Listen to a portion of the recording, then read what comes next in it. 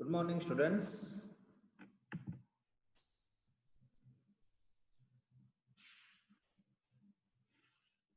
In today's class, I'll be solving one more problem from the chapter Rectification of Errors. This is the 7th problem we are solving. This question is from Mangalore University, question paper 2014. This is a 12 marks question. The question is like this. From the following mistakes, the following mistakes were located and a suspense account was opened to agree the trial balance. Give the information, give the rectification entries and prepare suspense account assuming that trial balance showed a difference of 782 debit. So this is the problem, debit difference ide. Ononde item noಡ್ತಾ ಹೋಗುವ. First item, sales day book was overcast by 300 rupees. Sales book was overcast by 300 rupees. Sales book ಅಲ್ಲಿ total ಮಾಡುವಾಗ 300 rupees ಹೆಚ್ಚು ಹಾಕಿದ್ದಾರೆ. ಅಂದ್ರೆ over crediting of sales ಆಗಿದೆ. ಏನಾಗಿದೆ? Over crediting of the sales ಆಗಿದೆ. Sales ಅಲ್ಲಿ ಓವರ್ ಕ್ರೆಡಿಟಿಂಗ್ ಆದ್ರೆ ಏನ್ ಮಾಡಬೇಕು? ಅದನ್ನ ಡೆಬಿಟ್ ಮಾಡಿಕೊಂಡು ರೆಕ್ಟಿಫೈ ಮಾಡಬೇಕು. ನೋಡಿ, ಸೇಲ್ಸ್ ಅಕೌಂಟ್ ಡೆಟಾರ್, ಇಲ್ಲಿ ಡೆಟಾರ್ ಬರಬೇಕು. Debtor to suspense account rupees 300 being overcasting of sales book rectified. Clear aitalva? Second one nodi, an amount of 250 for interest on bank overdraft has been credited to his account.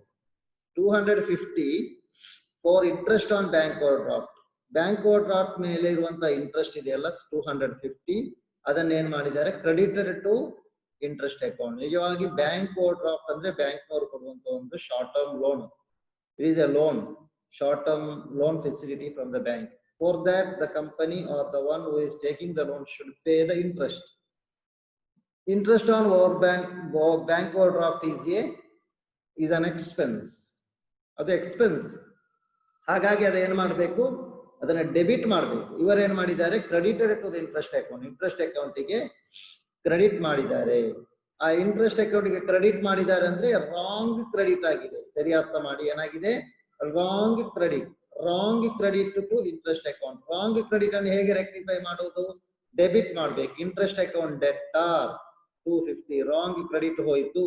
ನಿಜವಾಗಿ ಏನಾಗ್ಬೇಕು? Debit ಆಗ್ಬೇಕು. Debit ಇವರು ಮಾಡಲಿಲ್ಲ. ಇನ್ನೊಮ್ಮೆ debit ಮಾಡಿ interest account 250, ಆಗ 500 rupees ಆಯ್ತು. ಅರ್ಥ ಇದಲ್ವಾ?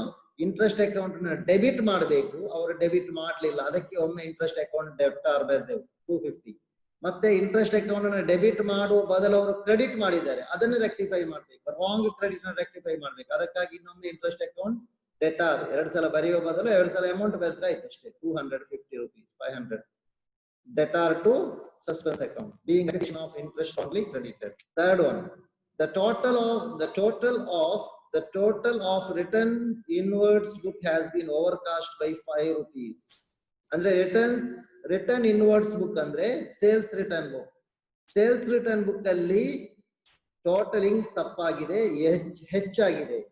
ಅಂದ್ರೆ sales return is always debit ಅಲ್ವಾ? ಸೇಲ್ಸ್ ಕ್ರೆಡಿಟ್ ಆದ್ರೆ ಸೇಲ್ಸ್ ರಿಟರ್ನ್ ಏನಾಗ್ತದೆ? ಡೆಬಿಟ್ ಆಗ್ತದೆ.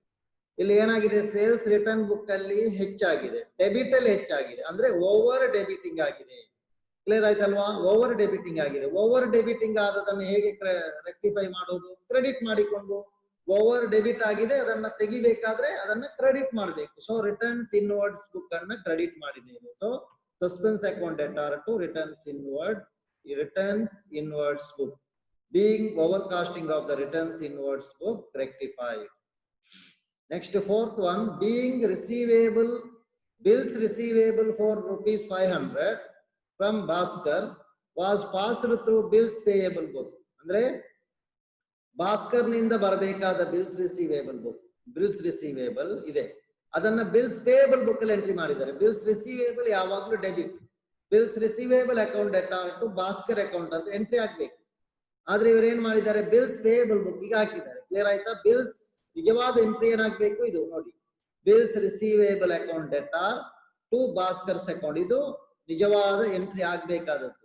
ಅದನ್ನ ನಾವೀಗ ಮಾಡಿದೆವು, ಅವ್ರು ಮಾಡ್ಲಿಲ್ಲ, ನಾವು ಮಾಡಿದೆವು. ನೋಡಿ, bills receivable account debtor, bills receivable account 500 debtor to Bhaskar's account. ಇದು ನಿಜವಾದ ಎಂಟ್ರಿ ನಾವು ಮಾಡಿದೆವು. ಅವರೇನ್ ಮಾಡಿದ್ದಾರೆ, ಇದರ ಬದಲು ಬಿಲ್ಸ್ ಪೇಯಬಲ್ ಬುಕ್ ಅಲ್ಲಿ ಎಂಟ್ರಿ ಮಾಡಿದ್ದಾರೆ. ಬಿಲ್ಸ್ ಪೇಯಬಲ್ ಬುಕ್ ಅಲ್ಲಿ ಎಂಟ್ರಿ ಮಾಡಿದ್ದು ಅಂದ್ರೆ ಏನು ಮಾಡಿದ್ದಾರೆ, ಬರೆದು ತಗೊಳ್ಳಿದನ್ನ. ಅವರು ಮಾಡಿದಂತ ರಾಂಗ್ ಎಂಟ್ರಿ ಏನಂದ್ರೆ ಭಾಸ್ಕರ್ಸ್ ಅಕೌಂಟ್ ಡೆಬಿಟ್ ಮಾಡಿದ್ದಾರೆ, ಬಿಲ್ಸ್ ಪೇಯಬಲ್ ಬುಕ್ ಅನ್ನ ಕ್ರೆಡಿಟ್ ಮಾಡಿದ್ದಾರೆ. ಅದು ಅವರು ಮಾಡಿದ ತಪ್ಪು. ಆ ತಪ್ಪನ್ನ ತಿದ್ದಬೇಕು. ಏನ್ ಮಾಡಿದ್ದಾರೆ, ಭಾಸ್ಕರ್ಸ್ ಅಕೌಂಟ್ ಅನ್ನ ಡೆಬಿಟ್ ಮಾಡಿ ಬಿಲ್ಸ್ ಪೇಯಬಲ್ ಬುಕ್ ಅನ್ನ ಕ್ರೆಡಿಟ್ ಮಾಡಿದ್ದಾರೆ. ಅದನ್ನ ರೆಕ್ಟಿಫೈ ಮಾಡಬೇಕಾದ್ರೆ ಅದನ್ನ ರಿವರ್ಸ್ ಮಾಡಬೇಕು. ರಿವರ್ಸ್ ಮಾಡೋದು ಹೇಗೆ, ಇಲ್ಲಿ ನೋಡಿ. Bhaskar's bills payable account debtor to Bhaskar's account. ಇನ್ನೊಮ್ಮೆ ಭಾಸ್ಕರ್ಸ್ ಅಕೌಂಟ್ 500 + 500 1000 ಆಯ್ತು. being bills receivable from Bhaskar entered in the bills payable book rectified. ಯಾಕಂದ್ರೆ ತುಂಬಾ ಪ್ರಾಬ್ಲಮ್ ಅನ್ನು ನಾನು ಬರೆದೆಲ್ಲ ತೋರಿಸಿದ್ದೆ. ಇನ್ನು ಅಡ್ವಾನ್ಸ್ ಹೋಗ್ತಾ ಬರ್ತಾ ಇದೆ, ಇನ್ನೇನು ಹೆಚ್ಚು ತಿಳಿಬೇಕು ನಿಮಗೆ. ಹಾಗಾಗಿ ನಾನು ಎಲ್ಲವನ್ನ ಬರೆದು ಕೊಡುವುದಿಲ್ಲ. ಇವತ್ತಿನದು ಇದು ಸಿಂಪಲ್ ಪ್ರಾಬ್ಲಮ್, ಮೊದಲು ಮಾಡಿದ್ದೆ, ಇಂಥದೇ ಪ್ರಾಬ್ಲಮ್ ಮಾಡಿದ್ದೇನೆ. ನೆಕ್ಸ್ಟ್ ನೋಡಿ, fifth one, discount amounting to 22 rupees from a creditor had been duly entered in his account but not posted to discount account. ಏನಾಗಿದೆ, discount amounting to ₹22 from a creditor. Creditor ಇಂದ ಬರಬೇಕಾದಂತಹ discount ಕ್ರೆಡಿಟರ್ಗೆ payment ಮಾಡೋದು. Payment ಮಾಡುವಾಗ ನಮಗೆ discount ಸಿಗುತ್ತೆ, ಅರ್ಥ ಆಯ್ತಲ್ವಾ? ಹಾಗಾಗಿ ಅದೇನಾಗಬೇಕು, ಡಿಸ್ಕೌಂಟ್ ಅಕೌಂಟ್ ಸರಿ ನೋಡಿ. Discount amounting to 22 from a creditor has been duly entered in his book. Creditor ನ ಬುಕ್ ಅಲ್ಲಿ ಎಂಟ್ರಿ ಮಾಡಿದ್ದಾರೆ, but not posted to the discount account. ಆದ್ರೆ ಏನ್ ಮಾಡಲಿಲ್ಲ, ಡಿಸ್ಕೌಂಟ್ ಅಕೌಂಟಿಗೆ ಅವರು ಎಂಟ್ರಿ ಮಾಡಲಿಲ್ಲ, ತಪ್ಪಿದೆ. ಇಲ್ಲಿ ಡಿಸ್ಕೌಂಟ್ ರಿಸೀವ್ಡ್ ಅಂತ ಗೊತ್ತಾಯ್ತಲ್ವಾ? ಹಾಗಾಗಿ ಡಿಸ್ಕೌಂಟ್ ರಿಸೀವ್ಡ್ ಅಂದ್ರೆ ಅದು ಕ್ರೆಡಿಟ್ ಆಗ್ಬೇಕು, ಅವ್ರು ಮಾಡ್ಲಿಲ್ಲ. ಹಾಗಾಗಿ ಟು ಡಿಸ್ಕೌಂಟ್ ಅಕೌಂಟ್ ನಾವು ಬರೆದೆವು. ಕ್ಲಿಯರ್ ಆಯ್ತಲ್ವಾ? ನೋಡಿ ಇಲ್ಲಿ ಟು ಡಿಸ್ಕೌಂಟ್ ಅಕೌಂಟ್ ಕ್ಲಿಯರ್. ಮತ್ತೆ ಡೆಬಿಟ್ ಗೆ ಸಸ್ಪೆನ್ಸ್ ಅಕೌಂಟ್ ಹಾಕಬೇಕು. Suspense account debtor to discount account being the amount omitted to be posted to discount account rectified. Clear ಆಯ್ತಲ್ವಾ? ಡಿಸ್ಕೌಂಟ್ ರಿಸೀವ್ಡ್ ಫ್ರಮ್ ಕ್ರೆಡಿಟರ್, ಅದನ್ನ ಏನ್ ಮಾಡಿದ್ದಾರೆ ಅವರು, ಡಿಸ್ಕೌಂಟ್ ಬಂದಿದೆ ಅದನ್ನ ಕ್ರೆಡಿಟರ್ ನ ಅಕೌಂಟಿಗೆ ಹಾಕಿದ್ದಾರೆ, ಆದ್ರೆ ಡಿಸ್ಕೌಂಟ್ ಅಕೌಂಟಿಗೆ ರೆಕಾರ್ಡ್ ಮಾಡಲಿಲ್ಲ. ಡಿಸ್ಕೌಂಟ್ ಅಂದ್ರೆ ಇಲ್ಲಿ ರಿಸೀವ್ಡ್ ಡಿಸ್ಕೌಂಟ್, ಕ್ರೆಡಿಟರಿಗೆ ಪೇಮೆಂಟ್ ಮಾಡುವುದು, ಆಗ ನಮಗೆ ಡಿಸ್ಕೌಂಟ್ ಸಿಗ್ತದೆ. ರಿಸೀವ್ಡ್ ನಮಗೆ ಅದು ಗೇಮ್ isn't it? ಸೊ ಹಾಗಾಗಿ ಅದನ್ನ ಇಲ್ಲಿ ನಾವು ಕ್ರೆಡಿಟ್ ಮಾಡಿದೆವು. Next sixth one, ₹500 paid to Mohan, paid to Gopal. ₹500 paid to Gopal against our acceptance. ₹500 paid to Gopal against our acceptance was debited to his personal account. ಏನಾಗಿದೆ, ಗೋಪಾಲನಿಗೆ payment ಮಾಡಿತ್ತು. ಸರಿ ಅರ್ಥ ಮಾಡ್ಬೇಕು ಇದನ್ನ. ಗೋಪಾಲ ಎಂಬ ವ್ಯಕ್ತಿಗೆ ಪೇಮೆಂಟ್ ಮಾಡಿದ್ದಾರೆ. ಯಾವುದರ ವಿರುದ್ಧ? Against our acceptance. Our acceptance ಅಂತ ಹೇಳಿದ್ರೆ ನಾವು ಆಕ್ಸೆಪ್ಟ್ ಮಾಡಿದ ಬಿಲ್ಲಿನ ವಿರುದ್ಧ ಅಂತ. ನಾವು ಆಕ್ಸೆಪ್ಟ್ ಮಾಡುವ ಬಿಲ್ ಅಂದ್ರೆ ಬಿಲ್ಸ್ ಪೇಯೇಬಲ್. ಬಿಲ್ಸ್ ಪೇಯೇಬಲ್ ಅನ್ನು ನಾವು ಆಕ್ಸೆಪ್ಟ್ ಮಾಡಿದ್ದೇವೆ, ನಾವು ಹಣ ಕೊಡ್ತೇವಂತ, ನಾವು ಪೇಮೆಂಟ್ ಮಾಡ್ತೇವಂತ ಬಿಲ್ಸ್ ಪೇಯೇಬಲ್ ಗೆ ಆಕ್ಸೆಪ್ಟೆನ್ಸ್ ಕೊಟ್ಟಿದ್ದೇವೆ. ಅದಕ್ಕೆ ಪೇಮೆಂಟ್ ಈಗ ಆಗಿದೆ. ಆ ಪೇಮೆಂಟ್ ಆದದ್ದನ್ನ ಯಾರ ಅಕೌಂಟಿಗೆ ಡೆಬಿಟ್ ಮಾಡಿದ್ದಾರೆ? ಗೋಪಾಲನ ಅಕೌಂಟಿಗೆ ಕ್ರೆಡಿಟ್ ಮಾಡಿದ್ದಾರೆ. ನಿಜವಾಗಿ ಗೋಪಾಲನ ಅಕೌಂಟಿಗೆ ಕ್ರೆಡಿಟ್ ಮಾಡಬಾರದು, ಡೆಬಿಟ್ ಮಾಡಬಾರದು. ಗೋಪಾಲನ ಅಕೌಂಟಿಗೆ ಡೆಬಿಟ್ ಮಾಡಿದ್ದಾರೆ, ಅದು ತಪ್ಪು. ಗೋಪಾಲನ ಅಕೌಂಟಿಗೆ ಡೆಬಿಟ್ ಮಾಡುವ ಬದಲು ಬಿಲ್ಸ್ ಪೇಯೇಬಲ್ ಅಕೌಂಟ್ ಅನ್ನು ಡೆಬಿಟ್ ಮಾಡ್ಬೇಕು, ಗೊತ್ತಾಯ್ತಲ್ವಾ? ಬಿಲ್ಸ್ ಪೇಯೇಬಲ್ ಅಕೌಂಟ್ ಅನ್ನು ಡೆಬಿಟ್ ಮಾಡ್ಬೇಕು. ಏನಂದ್ರೆ ಇವರು ಮಾಡಿದ್ದು Gopal's account debtor to cash account. ನಿಜವಾಗಿ ಹಾಗೆ ಮಾಡಬಾರದು. ಬಿಲ್ಸ್ ಪೇಯೇಬಲ್ ಕೊಟ್ಟ ನಂತರ, ಬಿಲ್ಸ್ ಪೇಯೇಬಲ್ ಗೆ ಆಕ್ಸೆಪ್ಟೆನ್ಸ್ ಕೊಟ್ಟ ನಂತರ ಗೋಪಾಲ್ನ ಅಕೌಂಟ್ ಹೋಗಿರ್ತದೆ ಅಲ್ಲಿ, ಮತ್ತೆ ಅಲ್ಲಿ ಇರುವುದು ಬಿಲ್ಸ್ ಪೇಯೇಬಲ್ ಅಕೌಂಟ್. ಹಾಗಾಗಿ bills payable account debtor to cash account ಅಂತ ಆಗ್ಬೇಕಿತ್ತು. ಆದ್ರೆ ಇವರು ಟು ಕ್ಯಾಶ್ ಅಕೌಂಟ್ ಎಲ್ಲ ಸರಿ ಮಾಡ್ಲಿಲ್ಲ ಅಂತ ಏನು ಹೇಳಲಿಲ್ಲ. ಗೋಪಾಲ್ನ ಅಕೌಂಟ್ ಅನ್ನ ರಾಂಗ್ ಡೆಬಿಟ್ ಮಾಡಿದ್ದಾರೆ, ಅದನ್ನ ನಾವು ಕರೆಕ್ಷನ್ ಮಾಡಬೇಕು. ರಾಂಗ್ ಡೆಬಿಟ್ ಅನ್ನು ತೆಗಿಬೇಕು, ಮತ್ತೆ ಕರೆಕ್ಟ್ ಡೆಬಿಟ್ ಮಾಡಬೇಕು. ನೋಡಿ ಕ್ಲಿಯರ್ ಆಯ್ತಲ್ವಾ? ಈಗ ಬೇಕಾದ್ರೆ ಇಲ್ಲಿ ಬರ್ ತೋರಿಸೋದು ಸ್ಪೆಷಲ್ ಕೇಸ್ ಅಲ್ವಾ? ಹಾಗಾಗಿ ಏನು correct entry? Correct entry is bills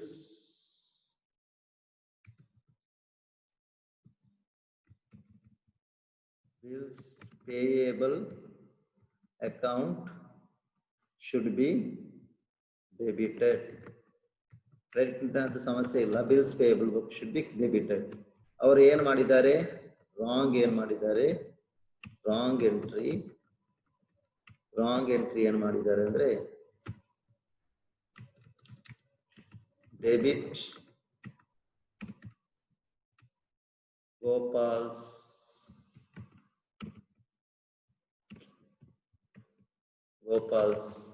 account. ಇವರು ಬಿಲ್ಸ್ ಪೇಯಬಲ್ ಅಕೌಂಟಿಗೆ ನೋಡಿ ಕ್ಲಿಯರ್ ಆಯ್ತಲ್ವಾ? ಕರೆಕ್ಟ್ ಎಂಟ್ರಿಯನ್ನು ಬಿಲ್ಸ್ ಪೇಯಬಲ್ ಅಕೌಂಟ್ ಕ್ರೆಡಿಟ್ ಮಾಡಬೇಕು, ಡೆಬಿಟ್ ಮಾಡಬೇಕು. ಇವರು ಗೋಪಾಲ್ಸ್ ಅಕೌಂಟ್ ಮಾಡಿದ್ದಾರೆ. ಕರೆಕ್ಟ್ ಎಂಟ್ರಿಯನ್ನು ಪಾಸ್ ಮಾಡುವ.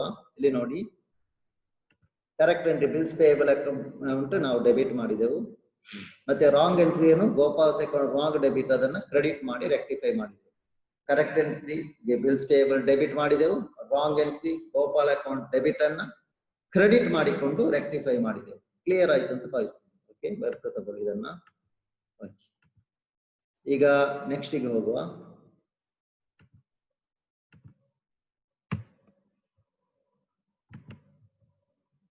Next, an item of sale of 267 was posted as 276 in the sales account. An item of sale of 267 rupees sale ಮಾಡಿದ್ದಾರೆ, was posted as 276 in the sales account. ಅವರು ಏನು ಮಾಡಿದ್ದಾರೆ? 276 ಅಂತ ಎಂಟ್ರಿ ಮಾಡಿದ್ದಾರೆ. Okay, ಏನಾಗಿದೆ? ಹೆಚ್ಚಾಗಿದೆ ಕಡಿಮೆ ಆಗಿದೆಯಾ? ಹೆಚ್ಚಾಗಿದೆ ಅಲ್ವಾ? ಎಂಟ್ರಿ ಮಾಡಿದ ಹೆಚ್ಚಾಗಿದೆ. ಸೇಲ್ಸ್ ಕ್ರೆಡಿಟ್ ಅಲ್ವಾ? ಓವರ್ ಕ್ರೆಡಿಟ್ ಆಗಿದೆ. ಸೇಲ್ಸ್ ಅಕೌಂಟ್ ಅಲ್ಲಿ ಓವರ್ ಕ್ರೆಡಿಟ್ ಆಗಿದೆ. ಎಷ್ಟು? 9 rupees. ಓವರ್ ಕ್ರೆಡಿಟ್ ಅನ್ನ ಡೆಬಿಟ್ ಮಾಡಿದೆವು ನೋಡಿ. Sales account debtor to suspense account 9 rupees. Being sale of 267 posted as 276 rectify. ಇಲ್ಲಿಗೆ ಪ್ರಾಬ್ಲಮ್ ಜರ್ನಲ್ ಎಂಟ್ರಿ ಮುಗಿಯಿತು. ಇನ್ನು ಇದು ನೋಡಿ, ಇದೆಲ್ಲ ಏನಂದ್ರೆ ಸಸ್ಪೆನ್ಸ್ ಅಕೌಂಟ್. ಇದನ್ನ ಎಕ್ಸ್ಪ್ಲೈನ್ ಮಾಡಬೇಕಾದ ಅಗತ್ಯ ಇಲ್ಲ. ಫಸ್ಟಿಗೆ ಸಸ್ಪೆನ್ಸ್ ಅಕೌಂಟ್ ಅಲ್ಲಿ ಡೆಬಿಟ್ ಬ್ಯಾಲೆನ್ಸ್ ಅಂತ ಹೇಳಿದ್ರೆ ಡೆಬಿಟ್ ಸೈಡ್ ಅಲ್ಲಿ ಬರಬೇಕು. ಕ್ರೆಡಿಟ್ ಬ್ಯಾಲೆನ್ಸ್ ಅಂದ್ರೆ ಕ್ರೆಡಿಟ್ ಸೈಡ್ ಅಲ್ಲಿ ಬರಬೇಕು. ಎಕ್ಸೆಸ್ ಕ್ರೆಡಿಟ್ ಅಂದ್ರೆ ಅದು ಡೆಬಿಟ್ ಅಲ್ಲಿ ಬರಬೇಕು. ಎಕ್ಸೆಸ್ ಡೆಬಿಟ್ ಅಂದ್ರೆ ಅದು ಕ್ರೆಡಿಟ್ ಅಲ್ಲಿ ಬರಬೇಕು. ಅರ್ಥ ಆಯ್ತಲ್ವಾ? ಡೆಬಿಟ್ ಬ್ಯಾಲೆನ್ಸ್ ಅಂತ ಕೊಟ್ಟರೆ ಡೆಬಿಟ್ ಸೈಡ್ ಅಲ್ಲಿ, ಕ್ರೆಡಿಟ್ ಬ್ಯಾಲೆನ್ಸ್ ಅಂತ ಕೊಟ್ಟು ಕ್ರೆಡಿಟ್ ಸೈಡ್ ಅಲ್ಲಿ ಬರೀಬೇಕು. ಈ ಅಮೌಂಟ್ ಅನ್ನ by balance to balance brought down problem ಅಲ್ಲಿ ಕೊಟ್ಟಿದ್ದಾರೆ. Debit balance 782. ಅದೇ ಟೈಮ್ ಅಲ್ಲಿ ಇನ್ನೊಂದು ರೀತಿಯಲ್ಲಿ ಕೊಡ್ತಾರೆ, ಓವರ್ ಕ್ರೆಡಿಟ್. ಅದೇನು? ಅದು ಓವರ್ ಕ್ರೆಡಿಟ್ ಅಂದ್ರೆ ಡೆಬಿಟ್ ಬ್ಯಾಲೆನ್ಸ್ ಡೆಬಿಟ್ ಸೈಡ್ ಅಲ್ಲಿ ಬರೀಬೇಕು. ಇನ್ನು ಕೆಲವು ಪ್ರಾಬ್ಲಮ್ ಅಲ್ಲಿ ಓವರ್ ಅಥವಾ ಎಕ್ಸೆಸ್ ಡೆಬಿಟ್ ಅಂತ ಕೊಟ್ಟಿರ್ತಾರೆ. ಅದು ಎಕ್ಸೆಸ್ ಡೆಬಿಟ್ ಅಂದ್ರೆ ಕ್ರೆಡಿಟ್ ಬ್ಯಾಲೆನ್ಸ್. ಹಾಗಾಗಿ ಅದನ್ನ ಕ್ರೆಡಿಟ್ ಸೈಡ್ ಅಲ್ಲಿ ಬರೀಬೇಕಾಗುತ್ತೆ. ಈಗ ಇದೆಲ್ಲ ಎಂಟ್ರಿ ನೋಡಿ, ಅಲ್ಲಿಂದ ಇಲ್ಲಿಗೆ ಟ್ರಾನ್ಸ್ಫರ್ ಮಾಡುದು. ಡೆಬಿಟ್ ಅಲ್ಲಿ ಇರುವುದು ಡೆಬಿಟ್ಗೆ, ಕ್ರೆಡಿಟ್ ಅಲ್ಲಿ ಇರುವುದು ಕ್ರೆಡಿಟ್ಗೆ. ಇದನ್ನ ನಾನು ಎಕ್ಸ್ಪ್ಲೈನ್ ಮಾಡುವ ಅಗತ್ಯ ಇಲ್ಲ. ಎರಡು ಸೈಡ್ ಟ್ಯಾಲಿ ಆಗಬೇಕು. ಓಪನಿಂಗ್ ಬ್ಯಾಲೆನ್ಸ್ ಕೊಟ್ಟಿದ್ರೆ ಟ್ಯಾಲಿ ಆಗಬೇಕು. Okay, thank you for listening to the class. By this I conclude today's